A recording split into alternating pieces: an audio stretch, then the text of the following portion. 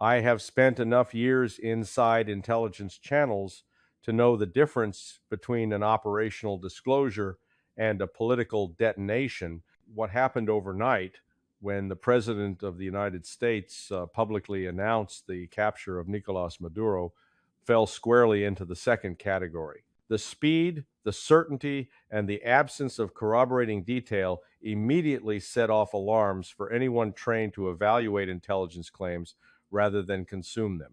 In my world, extraordinary assertions are never treated as facts simply because they are spoken loudly or from a powerful office. They are treated as hypotheses that must survive scrutiny. This one did not arrive with the normal indicators of a completed covert action. It arrived as a declaration designed to dominate the information space before independent verification could occur. When a head of state is allegedly seized by foreign forces, intelligence agencies do not learn about it from social media posts or television chyrons. Such operations, if real, generate an immediate cascade of observable effects: emergency communications intercepts, frantic movements within the target's security apparatus, confirmation signals from allied intelligence services, and unmistakable changes on the ground. None of that was visible in the early reporting window. Instead, what emerged was a tightly framed narrative, reinforced by selectively leaked legal justifications and historical analogies intended to make the claim feel familiar and therefore plausible. That is a classic narrative management technique, not an intelligence reveal. I also noted how quickly the language shifted away from military action and toward law enforcement framing. Words like arrest, warrant, and Article 2 authority were introduced almost immediately. That shift matters. It signals an effort to preempt legal and constitutional questions rather than answer intelligence ones. In real operations, lawyers are involved long before the helicopters lift off, but they do not lead the story afterward. When legal rationale becomes the headline, it usually means the factual foundation underneath is thinner than advertised. What troubled me most was not the claim itself, but the confidence with which it was presented, absent independent confirmation.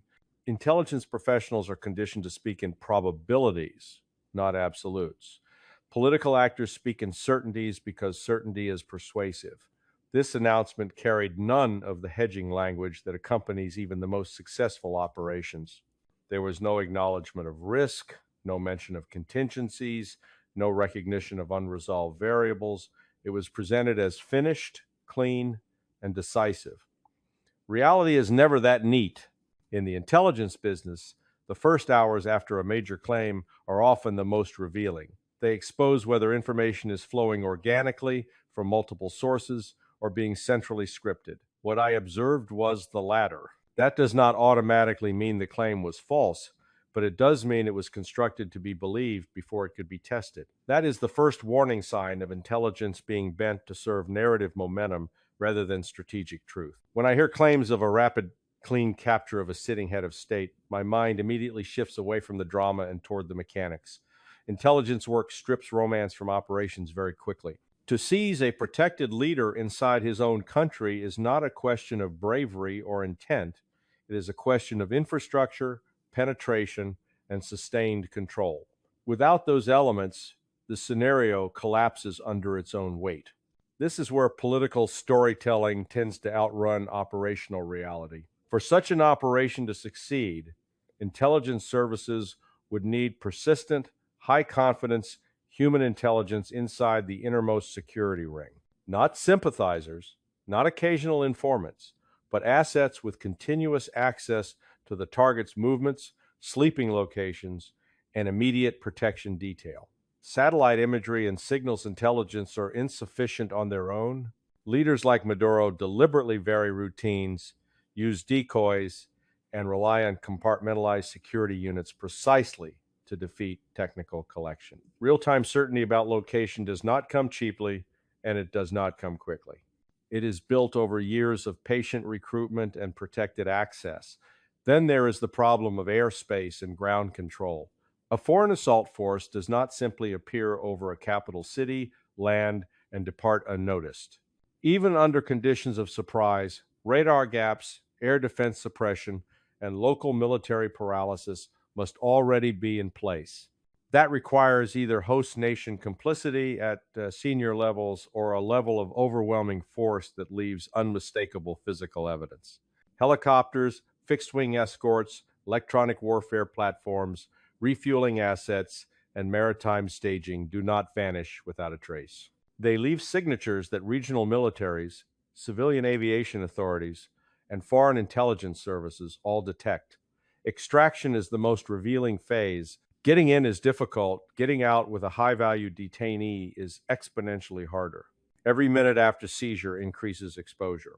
Roads close, units mobilize, communications light up, and loyalties are tested. Successful extractions depend on Zarania secured corridors, compliant local commanders, or total dominance of the battle space. Anything less produces firefights, casualties, and visual evidence that cannot be hidden. Silence afterward is not the norm when something this disruptive actually happens. What I did not see in the aftermath were the indicators intelligence officers look for instinctively. No verified movement of Venezuelan command structures, no confirmed transfer custody imagery, no synchronized acknowledgments from allied services that normally cannot keep secrets even when they try. Instead, what appeared was a narrative describing what such an operation would look like if it had occurred, not the messy trail that real operations always leave behind. This is the analytical gap where skepticism lives. When claims exceed the visible prerequisites, intelligence officers do not fill the gap with imagination. We mark it as an inconsistency and wait for evidence.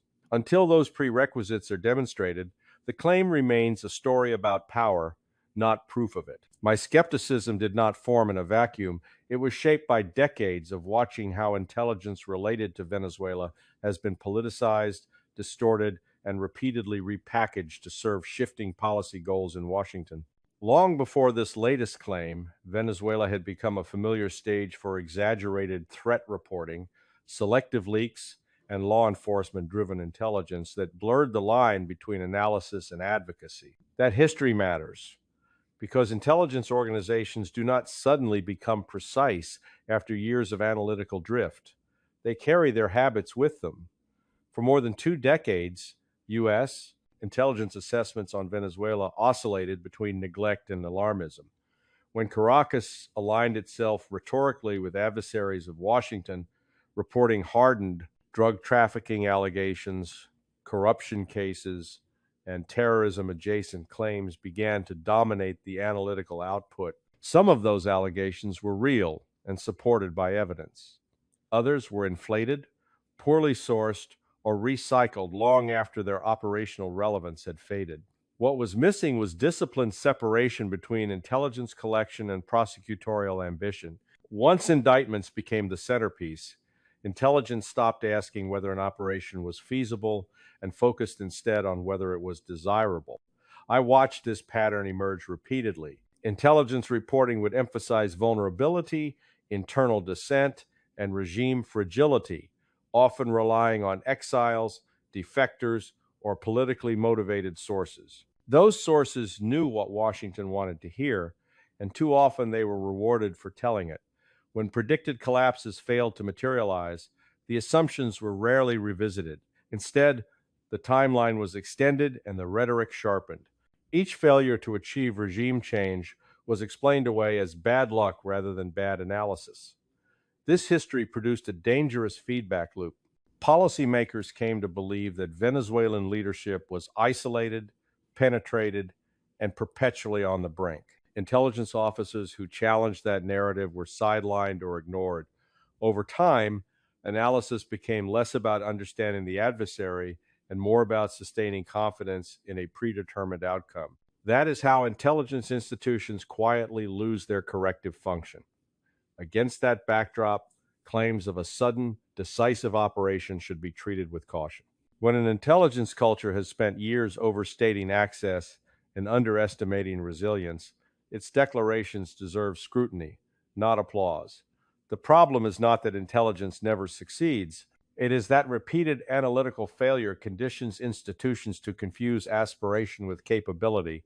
In Venezuela's case, Washington has consistently underestimated how tightly power is controlled and how resistant the system is to external manipulation.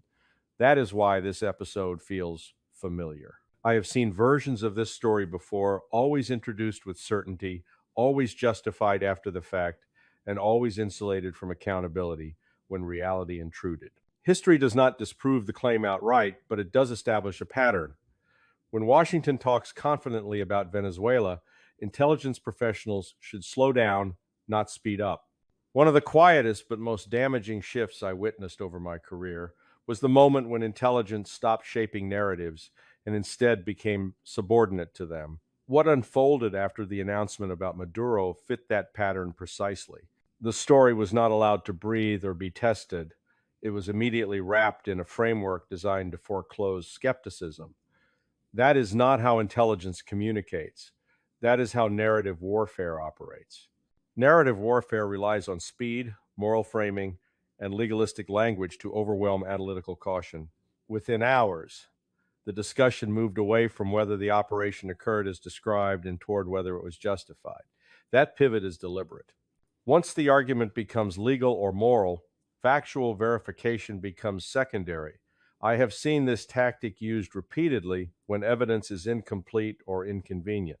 You substitute certainty for proof and momentum for corroboration. The language choices were telling. Terms like arrest, warrant, and protection of U.S. personnel were emphasized, while operational specifics remained vague. In intelligence reporting, specificity is a sign of confidence. Vagueness coupled with certainty is a warning sign. It suggests that the narrative is being engineered to sound authoritative without exposing itself to falsification. When intelligence officers brief policymakers, they are trained to highlight gaps and unknowns. When policymakers brief the public, they are trained to project control. In this case, the projection came first. What concerned me most was how familiar the choreography felt. I have watched intelligence assessments be selectively declassified, summarized, or paraphrased in ways that preserve the conclusion while discarding the caveats. Over time, those caveats disappear entirely, and what remains is a simplified story that no longer reflects the underlying analysis. At that point, intelligence is no longer informing policy, it is being used to validate it. This process erodes institutional discipline. Analysts learn that nuance is unwelcome and that certainty is rewarded. Operations are described in hindsight as inevitable and flawless, regardless of what actually occurred. Failures are reframed as successes delayed, and doubts are treated as disloyalty. The result is an intelligence culture that stops asking hard questions because the answers are politically inconvenient. Whether the operation against Maduro happened exactly as described is almost beside the point here. The more important issue is how quickly intelligence language was weaponized to manufacture plausibility. That is not a one-off anomaly. It is the culmination of years of treating intelligence as a narrative support function rather than a truth-seeking discipline. When that happens, credibility does not collapse overnight. It rots quietly until even real successes are met with disbelief. Almost immediately, defenders of the Maduro claim reached for a familiar historical crutch, Manuel Noriega. I have heard this comparison so many times over the years that it has become a reflex, not an analysis. Invoking Noriega is meant to end debate by suggesting precedent, but precedent only matters when the conditions are comparable. In intelligence work, superficial similarities are often the most dangerous traps. The 1,989 capture of Noriega occurred in an environment of overwhelming U.S. control. Panama was effectively surrounded, penetrated, and dominated militarily long before the operation began.